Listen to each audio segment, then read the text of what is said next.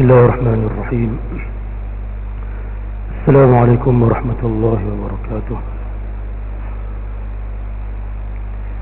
للنبي الكريم وعلى آله وأصحابه الكرام ولجميع المسلمين والمسلمات والمؤمنين والمؤمنات من مشارق الأرض إلى مغاربها شيء لله لهم الفاتحة. أعوذ بالله من الشيطان الرجيم.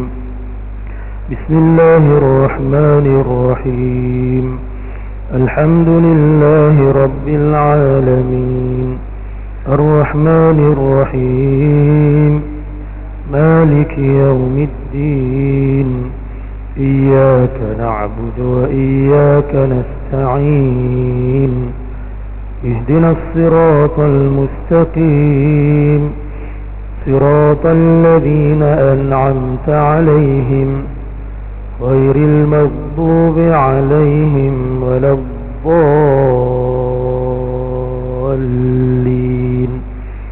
آمين.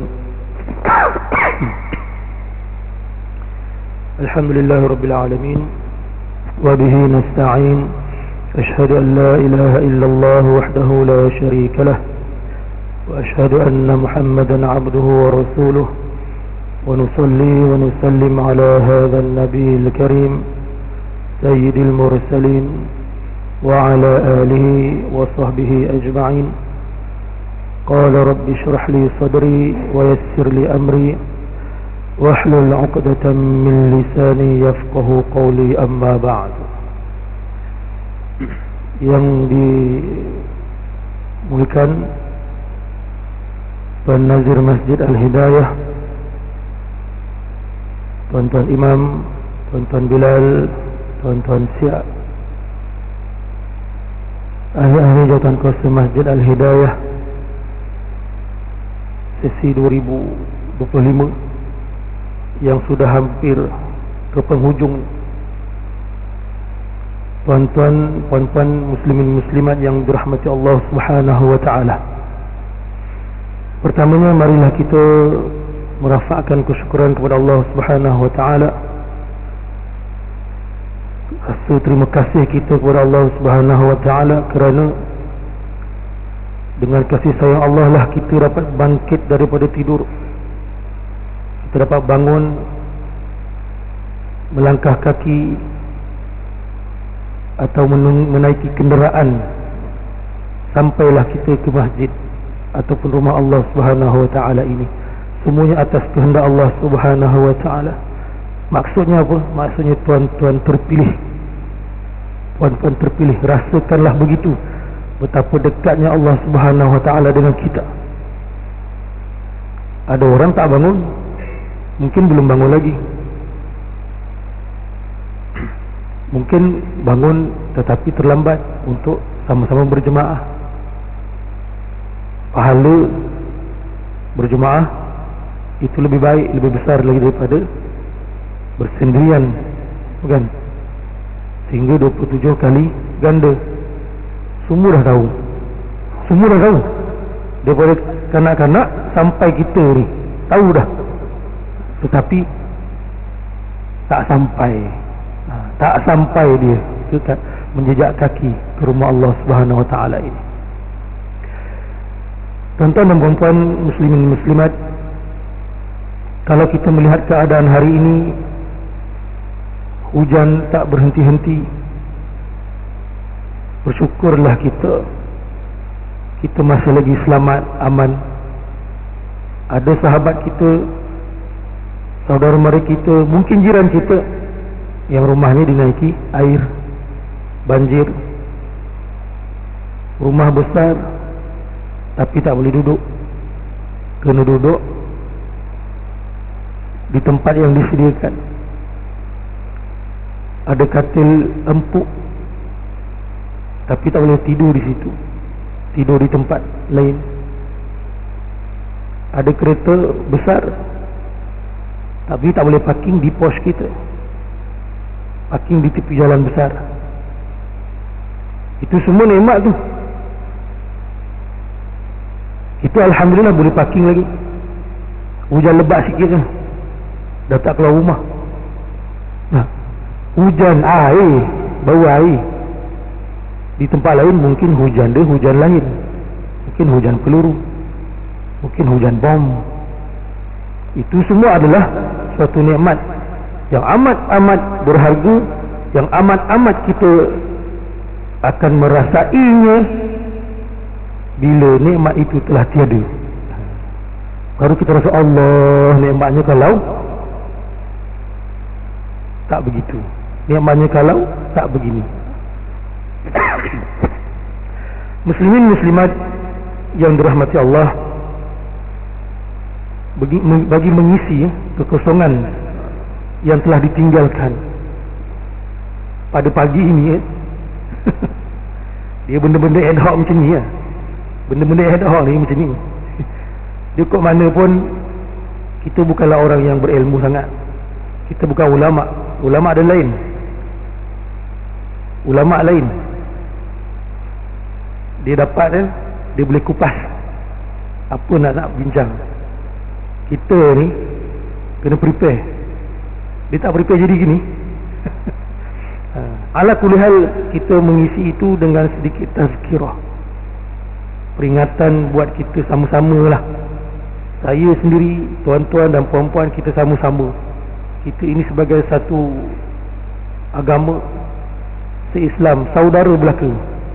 Tetapi adakah kita merasai persaudaraan diri itu? Sembahyang pun memilih-milih. Isaf, dia ni sebelah ni, tak nak, aku pergi sana. Salam pun tak nak ulu. Sombong namanya. Sombong. Ulu salam pun tak nak. Salam tak tengok muka pun satu hal juga. Dia tidak ada satu connection. Kalau kita salam, tengok mata dia, dia ada satu connection masuk hati kita. Tak percaya, cuba try. Betul tak? Betul Abijah. Abijah selalu salam tengok muka kan. Senyum kan, muka masam je pun satu hal. Jadi perkara-perkara itu nampak macam kecil, mungkin pada dia tak ada apa-apa, tapi itu sebenarnya yang mengeratkan kasih sayang antara kita, persaudaraan antara kita, terutamanya penduduk desa Kolfin ni. Juga mungkin kawan-kawan kita, sahabat kita di Bandar Seri Kofil atau di tempat lain yang solat bersama kita, itu pun saudara kita juga. Bagi bagaimana kita nak mengeratkan. Muslimin muslimat yang berahmati Allah, kita baca sikitlah hadis daripada Nabi SAW, yang mana saya tengok daripada kitab Syama'il Muhammadiyah. Bagaimana Syama'il Muhammadiyah itu menyifatkan karakter ataupun sifat Nabi SAW, supaya kita kenal akan sosok tubuh baginda yang mulia ini, dan kita ambil iktibar dan kita cuba aplikasikan dalam kehidupan seharian kita. Hadis yang saya baca ini insya-Allah pada hadis daripada ringkasan Syama'il Muhammadiyah, hadis 136, An Hasan bin Ali qala sa'altu khali Hind bin Abi Halah wa kana wassafan faqultu sif li mantiqa Rasulillah sallallahu alaihi wasallam. Qala كان رسول الله صلى الله عليه وسلم متواصل الأحزان دائم الفكرة ليست له راحة طويل السكت لا يتكلم في غير حاجة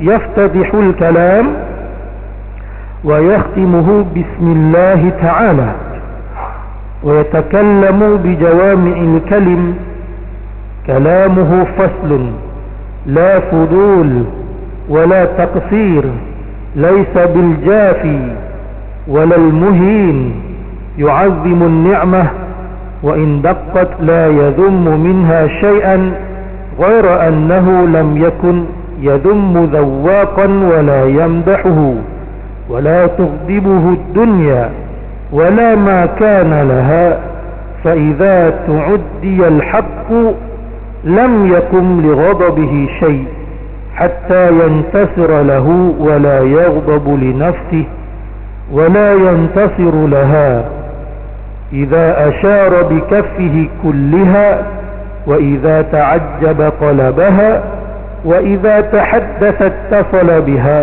وضرب براحته اليمنى بطن إبهامه اليسرى وإذا غضب أعرض وأشاح وإذا قرح غض طرفه جل ضحكه التبسم يفتر عن مثل حب الغمام. Panjang hadis tu, separuh muka surat. Al-Hasan bin Ali radhiyallahu anhu menyatakan, aku telah bertanya bapa saudaraku Hindun bin Abi Halah yang sangat pandai menggambarkan sesuatu. Aku berkata, gambarkan kepadaku bagaimanakah cara Rasulullah sallallahu alaihi wasallam berbicara. Dia berkata, Rasulullah sallallahu alaihi wasallam adalah seseorang yang bersilih ganti kedukaan, sentiasa berfikir, lebih banyak diam dan berbicara apabila ada keperluan. Baginda memulakan dan mengakhiri perbicaraan dengan nama Allah. Ucapan baginda sentiasa padat, terang dan jelas, tidak lebih dan tidak kurang, tidak kasar dan tidak merendahkan. Baginda selalu mensyukuri nikmat walaupun sedikit dan sama sekali tidak pernah mencelanya. Baginda tidak pernah mencela dan memuji makanan, urusan dunia dan isinya tidak pernah membuat baginda marah. Jika kebenaran dilanggar, baginda tidak akan berdiam sehingga kebenaran itu ditegakkan. Baginda tidak pernah marah dan tidak memperjuangkan kepentingan pribadi.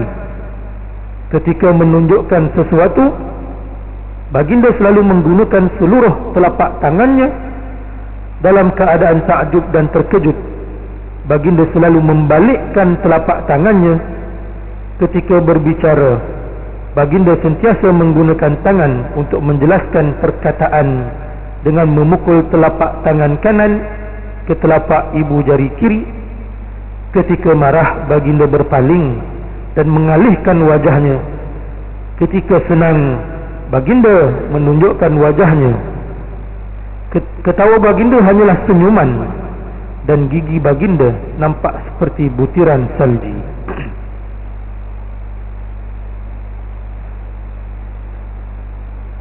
Hadis daripada Hasan bin Ali. Bila sebut Hasan bin Ali, maka telah pun kita ketahui bahawa beliau merupakan cucu kepada Rasulullah sallallahu alaihi wasallam. Hasan bin Ali merupakan anak kepada Sayyidina Ali karamallahu wajhah. Dalam hadis ini yang kita baca ini menceritakan cara Rasulullah sallallahu alaihi wasallam bercakap dan berkomunikasi atau berinteraksi, termasuklah bahasa tubuh badan baginda. Sangat sesuailah untuk kita mengaplikasikan dia, mengamalkan dia, jadikan panduan pada zaman media sosial, zaman WhatsApp, zaman Facebook, Instagram, TikTok dan sebagainya, di mana manusia banyak bercakap, tapi kadang-kadang bercakap tanpa memikirkan akibat daripada percakapan atau tulisan ataupun apa-apa yang nak dicakap itu, tanpa melihat pada adab-adab yang tertentulah. Jadi Hasan bin Ali ini bertanya kepada pakciknya ataupun bapa saudaranya, iaitu Hindun bin Abi Halah. Siapa Hindun bin Abi Halah ini? Hindun bin Abi Halah merupakan salah satu anak daripada Sayyidatina Khadijah, isteri kepada Rasulullah sallallahu alaihi wasallam, ummul mukminin, daripada suaminya yang sebelum itu. Secara tak langsung, Hindun bin Abi Halah ini merupakan anak tiri kepada Rasulullah sallallahu alaihi wasallam. Beliau membesar bersama Nabi sallallahu alaihi wasallam, dibesarkan dengan penuh kasih sayang oleh Nabi sallallahu alaihi wasallam dalam rumah baginda. Maka sudah pastilah Hindun bin Abi Halah ini melihat, merasai sendiri akan akhlak Nabi sallallahu alaihi wasallam. Sebab itu Sayyidina Hasan bin Ali bertanya kepada beliau, suruh ceritakan bagaimana Nabi sallallahu alaihi wasallam itu bercakap.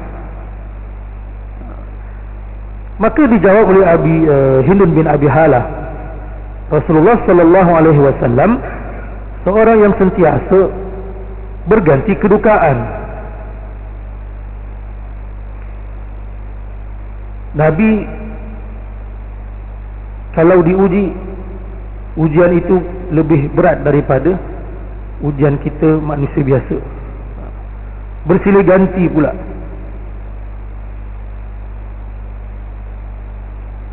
Apa yang paling berat? Nabi kehilangan datuknya, kehilangan isterinya, kehilangan anak-anaknya. Anak Nabi ada berapa orang? Tahu anak Nabi ada berapa orang? Kita dalam sambutan apa? Maulid Rasul itu ada soalan macam tu. Imam Zaidi tanya, kita ni kalau tak ada lagu, dia tak ingat. Anak-anak kita kalau tak ada lagu yang menjurus ke arah keagamaan, kan?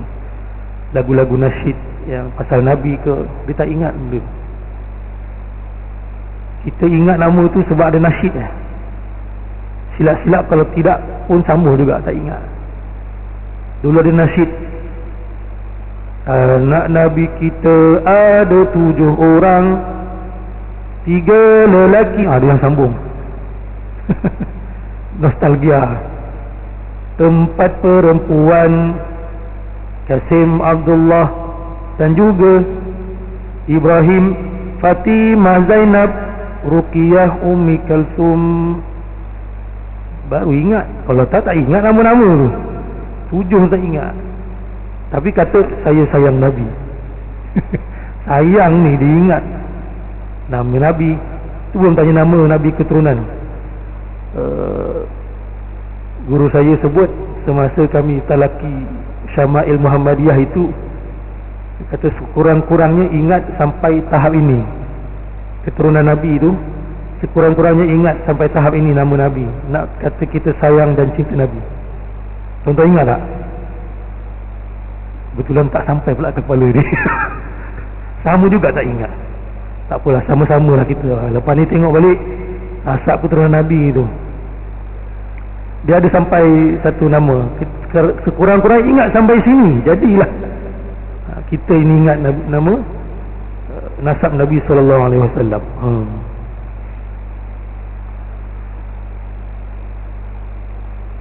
Sambung lagi. Mana tadi hilang? Jadi Nabi sentiasa bersilih ganti kedukaan. Kalau kitalah diuji dengan kematian anak, seorang anak, kita sangat sedih. Tiba-tiba diuji lagi, anak kedua pula meninggal, sedih. Tetapi ketahuilah bahawa ujian yang menimpa kita itu Allah tahu kita mampu untuk menanggungnya. Cakap senang tuan-tuan, sabarlah, tabahlah. Tetapi bila kita kena pada diri kita sendiri, kadang-kadang kita hilang arah. Kawan-kawan, saudara mara lah yang support kita. Ada orang diuji kehilangan sekaligus,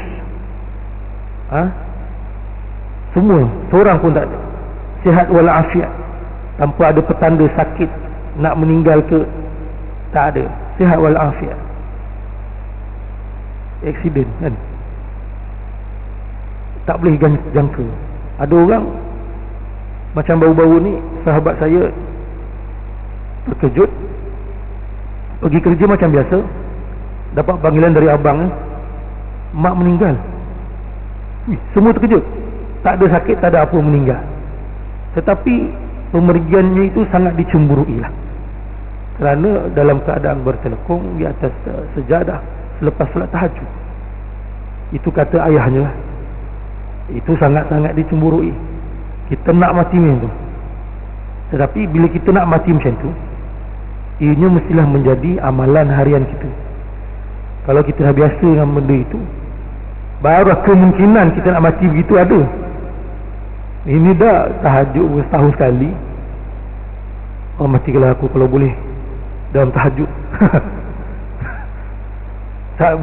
Bukanlah katanya tidak bukanlah mustahil.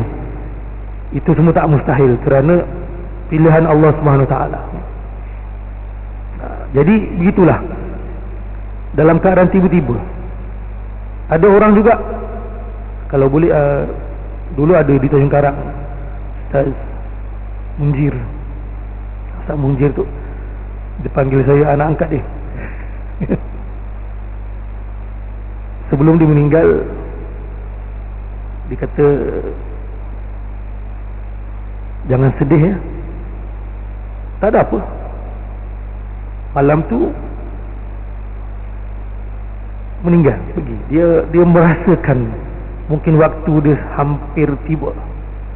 Ada orang begitu. Jadi yang tinggal tu mestilah sedih. Walaupun arwah kata jangan sedih kalau dia pergi. Kan? Dia dah merasai benda tu. Subhanallah. Rasulullah sallallahu alaihi wasallam ketika saat akhir baginda sebut kepada anaknya, selepas pemergian Nabi kamu akan menyusul, kan? Nabi dah bagi tahu. Kalau Ismail Kamus kata apa? Hijau muka kita. Aku mati lepas ni kau.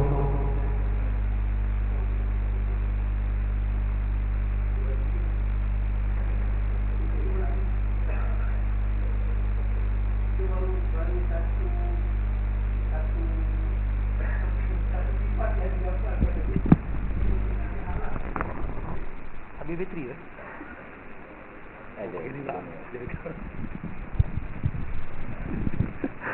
Okey. Oh, ni kuat lagi. Kemudian muslimin muslimat yang dirahmati Allah,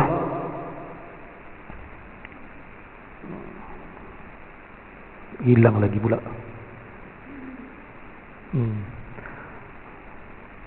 Nabi orang yang sentiasa berganti kedukaan.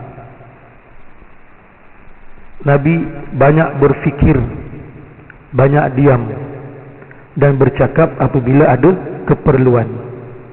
Kita tak ada keperluan pun bercakap. Kalau di tempat kerja, sembang, tak apa benda sembang. Ulas perkara-perkara yang tidak membawa manfaat. Ulas pasal drama malam tadi, ulas pasal bola, tak apalah kan. Ada dua perkara yang kalau diulas oleh pihak lelaki, bukan orang perempuan ni, orang lelaki, dia akan menyatukan kita. Pertama, sembang bola. Bola tak menyatukan tak? Tak boleh. Sembang bola pun tak menyatukan. Dia boleh bawa bergaduh. Sembang sukan, dia boleh. Kita boleh sama-sama dalam tengok kedai kopi ke, kedai mamak ke. Dia boleh sama-sama tengok. Sama-sama bersorak. Satu lagi sembang kahwin. Dia boleh sama, dia tak ada gaduhnya. Yang gaduh orang perempuan. Sembang kahwin. Tetapi sembang politik tak boleh. Kok mana pun dia akan tidak jumpa pertemuan itu. Ada orang dia terlalu ta'assub sangat dengan politik itu. Dia tidak boleh dengar pendapat orang. Tak boleh itu. Kita sepatutnya menyatukan. Jadi itu perkara-perkara yang lebih baik kita diam. Kan ada hadis, siapa yang beriman dengan hari akhirat, beriman dengan Allah dan hari akhirat, bercakaplah dengan perkara yang baik. Falyakul khairan aw liyasmut. Kalau tak ada apa-apa benda nak cakap, baik diam aja. Macam Nabi SAW banyak diam dan bercakap bila ada keperluan. Baginda memulakan dan mengakhiri percakapan dengan nama Allah, bismillah. Setiap sesuatu dimulai dengan bismillah. Bismillah. Sambil bismillah. Itu pun kita susah nak amal juga. Kalau keluar rumah ada bacaan dia. Kalau sampai rumah ada bacaan dia nak masuk. Semua perkara Nabi ajarkan. Kalau keluar rumah kita sebut apa? Bismillahi tawakkaltu ala Allah la haula wala quwwata illa billah. Bila sampai rumah, kalau ada orang dan bagi salam, assalamualaikum. Kalau tidak ada orang, assalamualaikum. Assalamualaikum. Assalamualaikum wa ala ibadillahi salihin. Bukan assalamualaikunna. Dia ada macam tu lah. Ada zaman dulu ada macam tu. Zaman dulu lah. Jawabnya apa? Wa alaikunassalam. Tu zaman zaman dulu lah. Yang faham-faham lah. Yang tak faham tu buat tak faham lah. Itu tak ada dalam ajaran kita. Itu tambahan.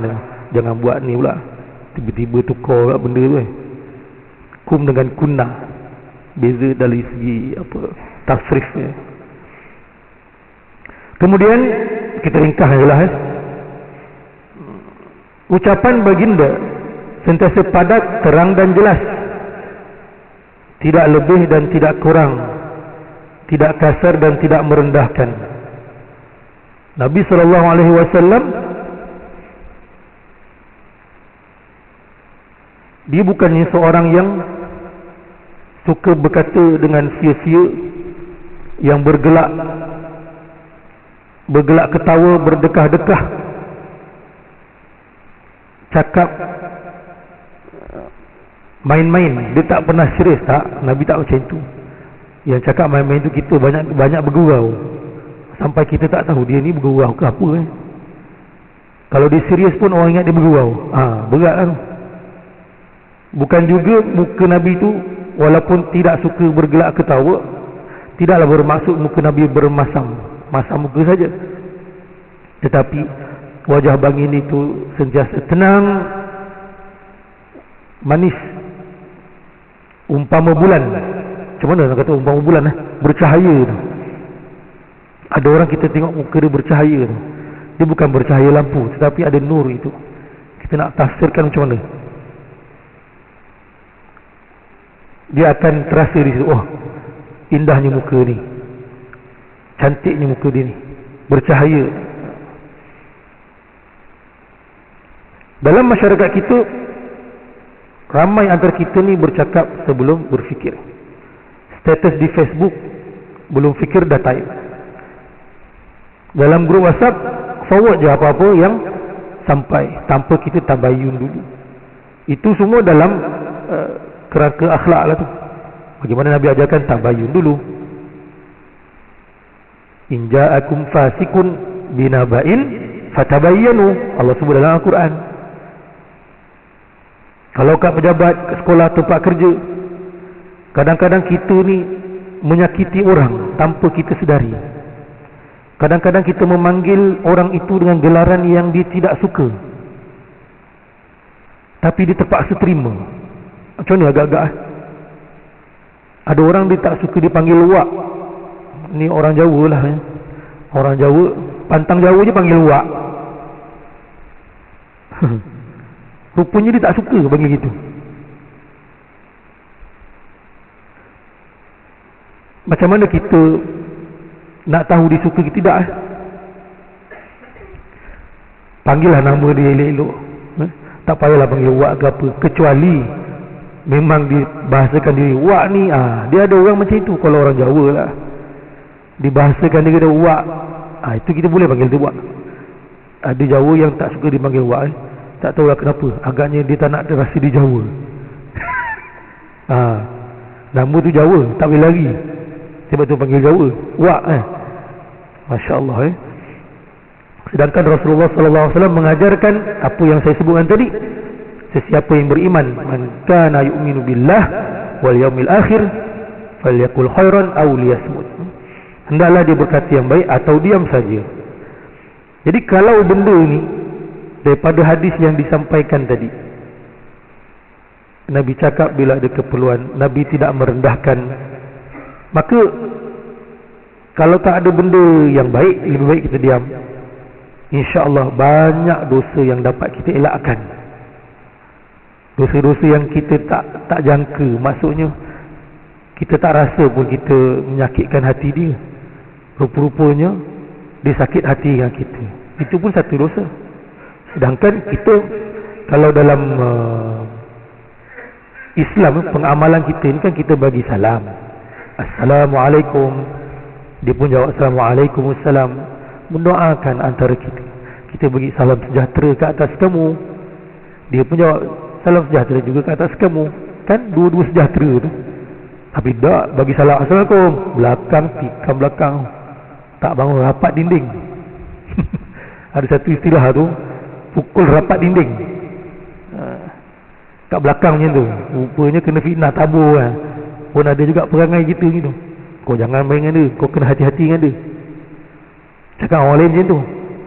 Tapi bila berdepan dengan orang yang dicakap tu, Assalamualaikum. Jadi konsep bagi salam tu tidak kena.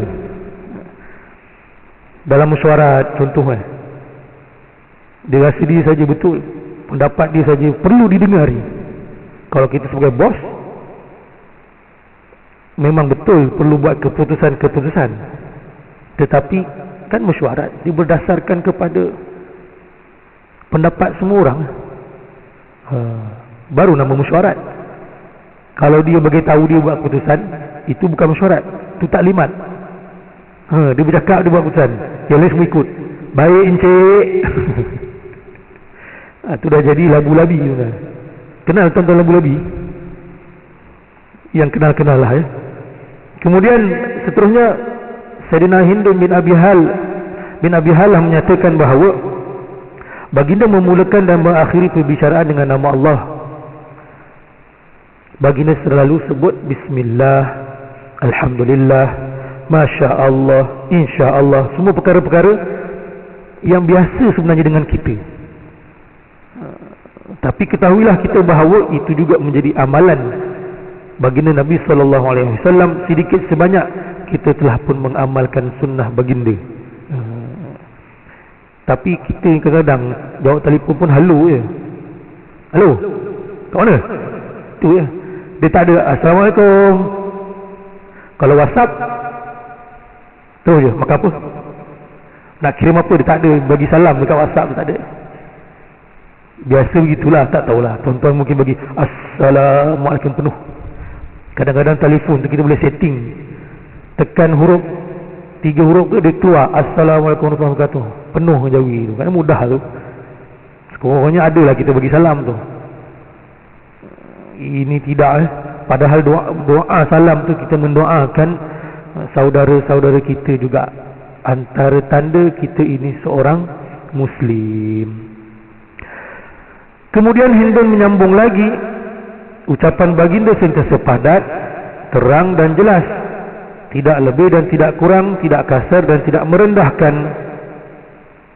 Ini satu sifat yang sangat hebat lah. Maknanya kompres, faham. Kita kalau cakap melirik-lirik, pusi jauh, orang tak tahu poin apa. Tapi kalau cakap ringkas sangat pun orang tak faham juga. Jadi biarlah bersederhana. Nabi SAW kata-katanya ringkas tapi penuh makna. Itu yang disebut dalam hadis ini jawami'ul kalim. Jawami'ul kalim, kalimah yang sedikit tetapi maknanya luas. Contohnya apa? Nabi sebut ad-dinun nasihah. Agama itu nasihat. Ulama mensyarahkan hadis tu bukan main panjang lagi. Ad-dinun nasihah, 2 kalimah ya. Pendek tetapi mendalam. Jadi Nabi SAW juga menjaga nada percakapan dan juga laras bahasa. Nabi tidak suka caci maki ataupun apa mungkin sarkasma, sarkazm, sindiran, menyindir je kan. Sebenarnya menyindir tapi macam tak menyindir. Sebenarnya dia menyindir, buat orang tu terasa je.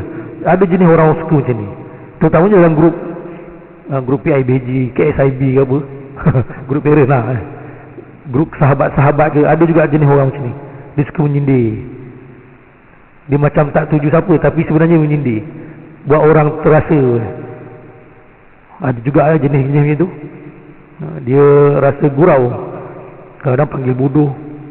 Bodoh, minta maaf lah saya sebut itu. Setengah orang dia panggil setan kau, hidup lagi kau. Itu yang saya tengok sini. Dia ni dia betul. Rupanya dia dah jadi biasa rupanya benda tu. Kan ada setengah tempat kan. Tapi bukan lelaki tu, perempuan. Bukan nak kata perempuan, tidak. Saya ceritakan apa yang saya nampak ketika itu. Dia dah lama tak jumpa, tetapi berjumpa di dalam satu majlis kenduri tengah merewang. Orang panggil merewang, orang Jawa panggil kecubus. Dia kata macam tu, lama tak jumpa kawan dia. Kawannya pun mula-mula terkejut juga, tapi okey je lah. Satu kalimah itu kadang-kadang boleh menyakitkan hati orang, dan juga kadang-kadang perkataan itu boleh menyebabkan suami isteri bercerai-berai. Jadi sebab itulah kena jaga percakapan kita. Kadang-kadang jiran pun jadi bergaduh. Jiran jadi bergaduh. Kadang-kadang suami isteri bergaduh sebab apa? Pasal basuh berak anak je. Kan zaman dulu pun ada juga macam tu, basuh berak anak. Tak puas hati kan, bergaduh. Dah bising pukul 2 pagi. Kawan tu besok nak kerja, nak hafal skrip. Faham-faham lah ya. Banyak sangat faham tak faham ni. Itu contoh yang mana memang berlaku dalam masyarakat kita. Jadi bergaduh suami isteri pasal basuh anak aja. Jadi muslimin muslimat yang dirahmati Allah SWT, kita telah pun sampai ke akhir kuliah kita pada hari ini. Jam telah menunjukkan waktu-waktu yang perlu kita berhentilah. Jadi akhirnya saya ambil sikit, hadis ni panjang lagi, separuh lagi ada. Cuma dalam hadis daripada apa yang dinyatakan oleh Hindun bin Abi Halah itu, baginda Nabi SAW selalu mensyukuri nikmat walaupun sedikit, dan sama sekali tidak pernah mencelanya. Nikmat sedikit, kita apa-apa juga nikmat yang ada kat kita ni, hatta pakaian sekalipun, syukur. Syukur tu macam mana? Syukur itu kalau pakaian kita gunakanlah, itulah erti syukur. Ini tidak. Pantang nampak baju baru, tengok TikTok ke Shopee ke, ush, murah beli, main tekan je. Shopee tekan tu pula bukannya tunai bayar, SPay later. SPay later pula bulan-bulan dia ambil yang 12 tak bulan. Sebulan berapa ratus tu kena bayar. Baju ni banyak sangat. Kan mudah sekarang main tekan aja. Maka penuhlah almari itu dengan baju. Nak pakai bila baju tu? Koleksi. Pakai bila pun akan ditanya, itu nikmat kenapa tak digunakan, kenapa tidak disyukuri. Baju ini, tuan-tuan dan puan-puan, ketika saya 15 tahun, baju ini alhamdulillah berkat agaknya. Tapi ini pemberian mak saya suka pakai lah. Dia rasa cinta dengan sayang mak tu lebih sikit kalau pakai. Macam tu juga pemberian daripada orang sahabat-sahabat kita ni. Nabi kan suka memberi, bagi hadiah. Bagi hadiah itu pun satu perkara yang mengeratkan kita. Kita mengaji dengan tuan guru bagi ni apa panggil ni, rida ni. Sayang tu Syekh Nuruddin bagi kali hijau, kita pakai terus, rasa seronok, rasa semangat. Bagilah apapun bentuk hadiah kepada sahabat-sahabat, tak perlu mahal pun hadiah tu. Dia yang penting ialah kita punya ni blood brother blood brother pula dah, macam tu lah yang maksud dia. Itu penting. Jadi tuan-tuan dan puan-puan, wisil penamat telah ditiupkan.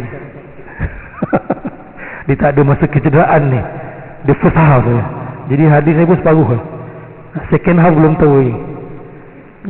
Yang baik itu semua daripada Allah Subhanahu Wa Taala, yang lemah itu daripada kelemahan diri saya sendiri selaku manusia biasa yang tidak lari daripada segala kekurangan lah.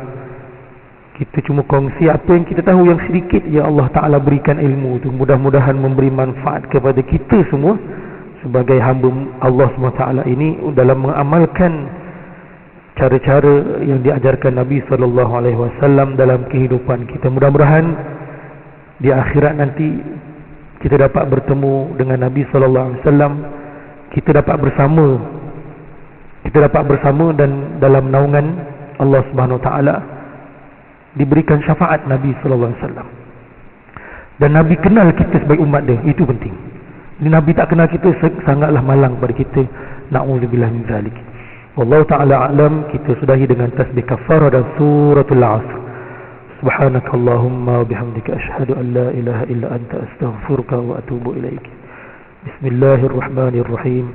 Wal 'asri innal insana lafi khusr إلا الذين آمنوا وعملوا الصالحات وتواصوا بالحق وتواصوا بالصبر.